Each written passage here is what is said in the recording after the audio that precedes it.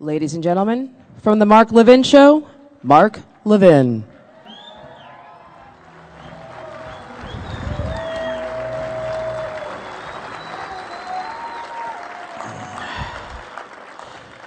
Welcome, Saturday morning. Thank you for showing up. This wonderful event, Conservative Political Action Conference, has been reinvigorated, don't you agree? With emphasis on the word conservative. Now, we are here today not because we're Republicans. In fact, many of us are here in spite of that fact. We are here today because we're losing our republic, and we are the Sunshine Patriots who intend to secure it. On December 23, 1776, when it appeared the American Revolution was lost, the Continental Army was losing its recruits, disease and frostbite had spread among the ranks during the coldest winter in memory, and the much larger and better trained British force was in hot pursuit. Having defeated the Continentals in New York and chased them through New Jersey and Pennsylvania. General George Washington is preparing for what might be the final battle of the American Revolution. And he turned to a man who was encamped with him, Thomas Paine. And he ordered that Thomas Paine's words be read to the remaining troops. And in part, those words were these: "These are the times that try men's souls. The summer soldier and the sunshine patriot will in this crisis shrink from the service of their country. But he that stands by it now deserves the love and thanks of man and woman.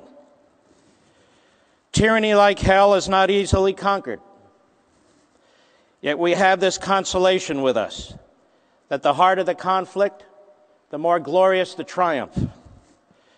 What we obtain too cheap, we esteem too lightly. It is dearness only that gives everything its value. Heaven knows how to put a proper price upon its goods, and it would be strange indeed if so celestial an article as freedom should not be highly rated." 3 days later, the Battle of Trenton, the Continental Army won a stunning victory over the Hessians.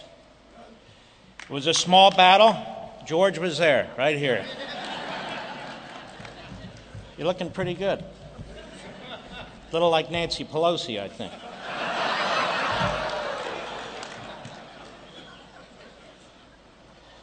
Well, it was a small battle, but it made all the difference in the world. It was a victory that resonated throughout the colonies and swelled the Army's ranks with new recruits. And what followed was a very long war, a war that lasted 8.5 years. But it was well worth it. This is the tradition in which we come to CPAC this year, a tradition in liberty. But now we have a president who rejects this tradition. Let me say this to you, Mr. Obama. You may have a pen and you may have a phone, no doubt an Obama phone, but we have the Constitution of the United States.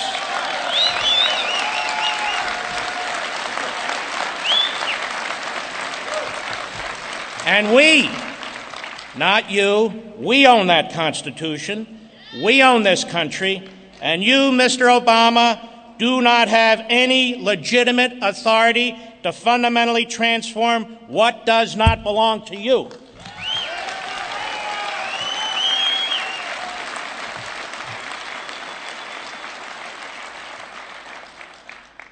Now, 6 months before the Battle of Trenton, the Continental Congress in Philadelphia adopted the Declaration of Independence. And that declaration stated in part a list of the grievances against the king. They wrote, "The history of the present King of Great Britain is a history of repeated injuries and usurpations, all having in direct object the establishment of an absolute tyranny over the states. To prove this, let facts be submitted to a candid world." So let me today submit to a candid world the short list of repeated injuries and usurpations committed by this president, the would-be King Barack Obama.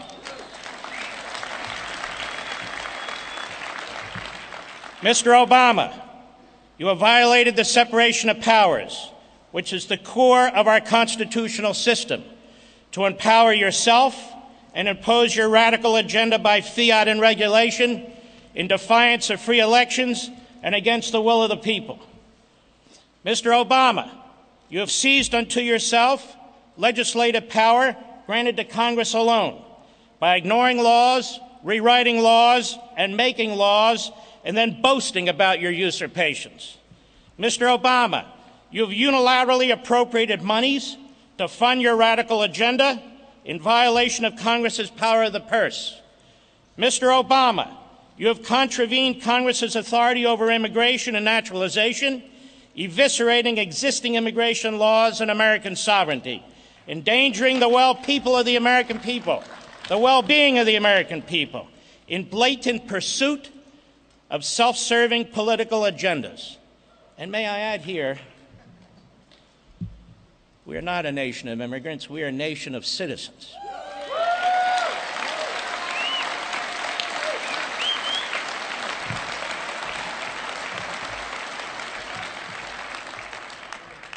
A nation of immigrants who become citizens.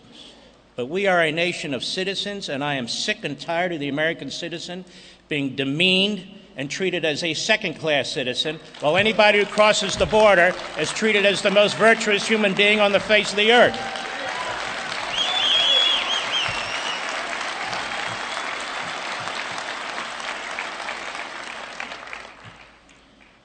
Mr. Obama, you repeatedly defied the Senate's confirmation power over your appointments, requiring intervention by the Supreme Court to stop you.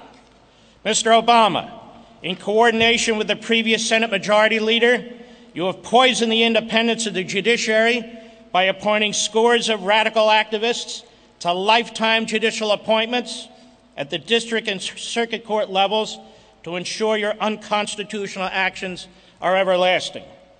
Mr. Obama, you have repeatedly evaded the Senate's role in the adoption of treaties, which require two-thirds approval, by refusing to submit such arrangements for consideration, calling them executive agreements. Running out of breath.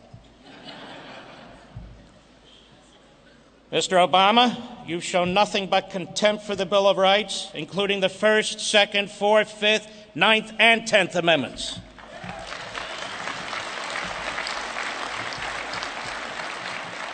Mr. Obama, you have shown nothing but contempt for private property and free market capitalism, evidenced by, among other things, your nationalizing the internet, the banks, the student loan industry without any constitutional authority. Mr. Obama, you have nationalized and destroyed the greatest private health care system on the face of the earth to the great detriment of tens of millions of American citizens. Mr. Obama, you have recklessly destroyed the fiscal well-being of this nation with wild spending schemes, driving up the federal operating debt to $18.5 trillion and unfunded liabilities to over $100 trillion, thereby threatening the liberty and prosperity of future generations and the survivability of this country.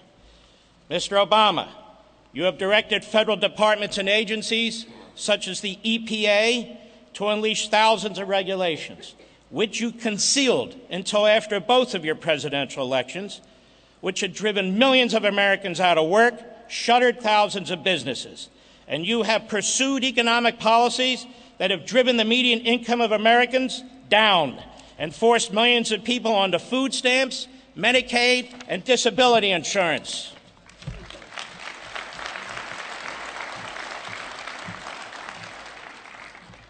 Mr. Obama, You've used the office of the presidency in language and actions to divide and balkanize the American people on race, gender, age, and income, and excite jealousies, animosities, and hatred for political advantage.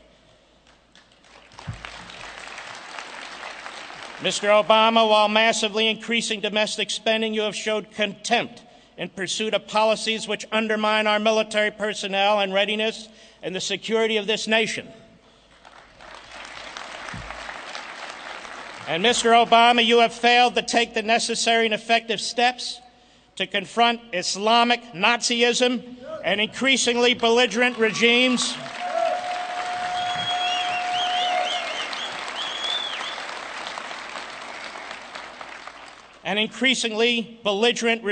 in communist China and fascist Russia. And you have undermined our friend Israel to the detriment of our security.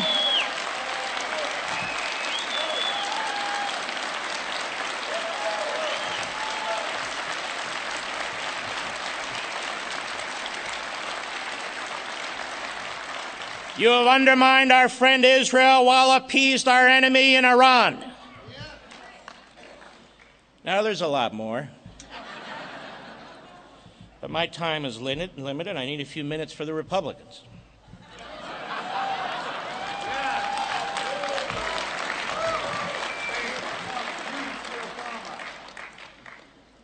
At the end of the Declaration of Independence, they wrote, "In every state of these oppressions, we have petitioned for redress in the most humble terms.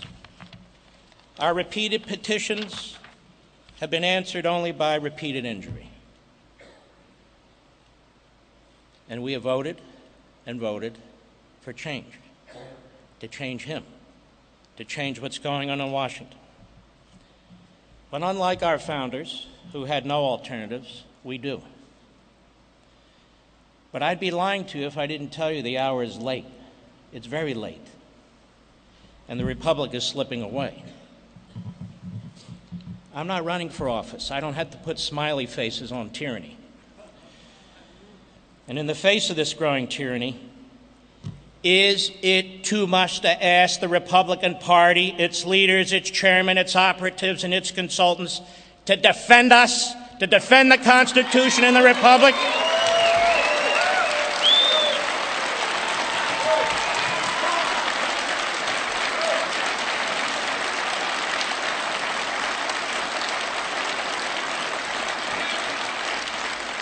Is it too much to ask the Republican Party to embrace conservatism, Reaganism, capitalism, and constitutionalism?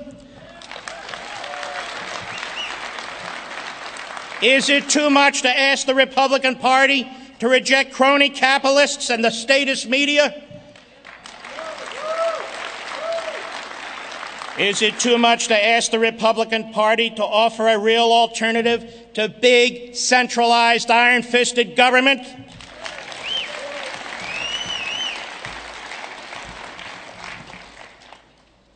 It's time to remove the old bulls and bring in the patriots.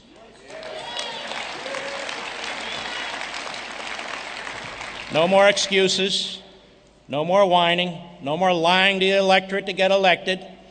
No more crony deals with the U.S. Chamber of Crony Capitalism. It's time to represent the people. Ronald Reagan spoke at CPAC several times. In fact, CPAC was founded to promote Reagan and his presidency, 1973. President Reagan was not accepted by the GOP establishment.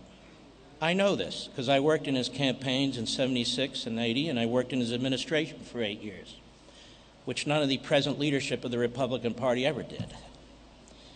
In fact, Reagan was opposed by a prominent family who seeks to occupy the White House for the third time.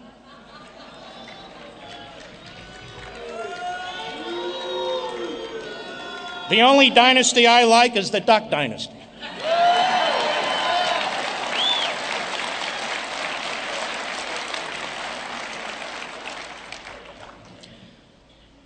Reagan was an outsider, and he argued in front of CPAC for a new Republican Party. He saw that the establishment had lost its way, that it was not connecting with the American people, that it could not be counted on to promote and defend our fundamental principles. He took on a sitting Republican president of the United States, and the establishment was furious. And they were hell-bent on defeating him in 1982. And all of you, conservatives now, like conservatives back then, were demeaned. In fact, George Will referred to the conservatives who backed Ronald Reagan as kamikazes. Well, George, the kamikazes are back.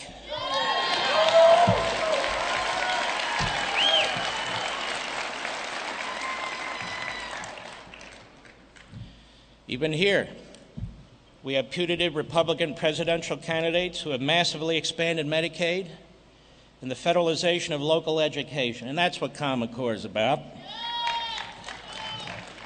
Yet they want you to believe they're conservatives. And while Reagan signed the 1986 amnesty bill, and they'll tell you this time and time again, he would have had the good sense to see that the establishment of both parties reneged on their commitment to secure the border, and he wouldn't have been fooled twice, as he wasn't fooled twice on abortion.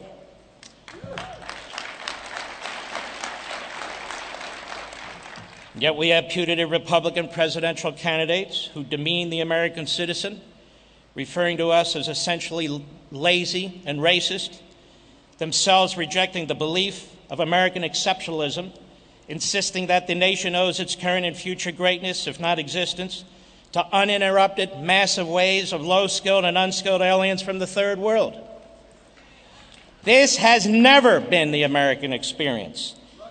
Immigration is to be managed, limited, gradual, to allow for assimilation and Americanization.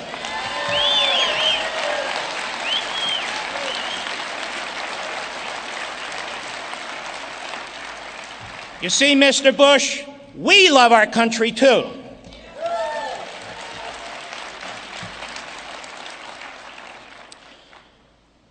There are also those in the Republican establishment who claim to believe in smaller, limited government.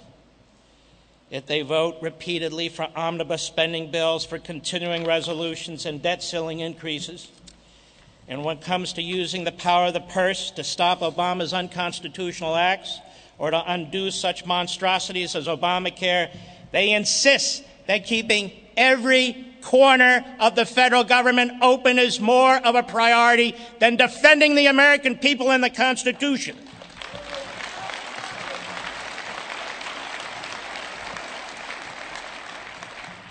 And then they preemptively blame themselves if there's a government shutdown. The fact of the matter is, much of the federal government never shuts down, except on Saturday, Sunday, and Monday holidays. But much of the federal government doesn't shut down, including the so-called non-essential parts, whether they're funded or not. And I see that as part of the problem. The Republicans said that if we gave them the Senate, along with the House, they'll do great things. They've done nothing.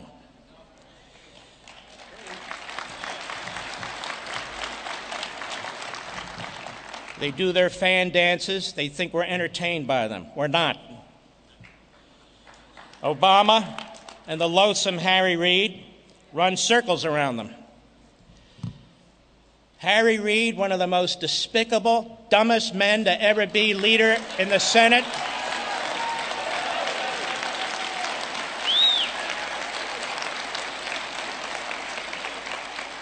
running circles around the Republicans. That's what happens when you have no principles, no strategy, and no guts.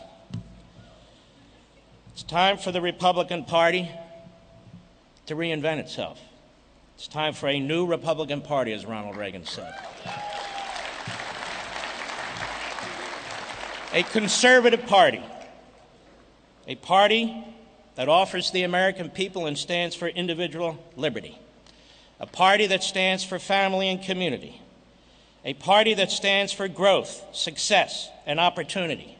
a party that stands for security, national security and border security, a party that stands for the rule of law and not the rule of men, a party that takes the Constitution, including the Bill of Rights, seriously, a party that takes our principles and message to the American people. For those of you who are 45 years old and younger, you've never had an opportunity to vote for a conservative president. You've never experienced the excitement. Well, we're here to change that. And my generation owes you the chance to elect a conservative as president and begin the long road back to republicanism and liberty.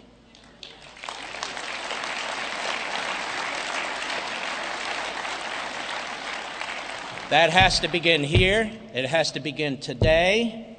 I keep hearing people say we need to unite all wings of the Republican Party. Ladies and gentlemen, we need to nominate a conservative for President of the United States, and I don't much damn care how we do it.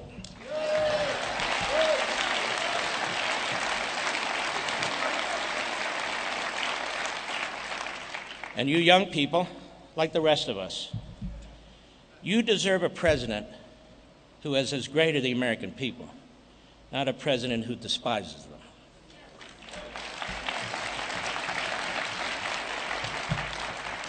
I close with 2 words. Kill ISIS. God bless you all. God bless you all.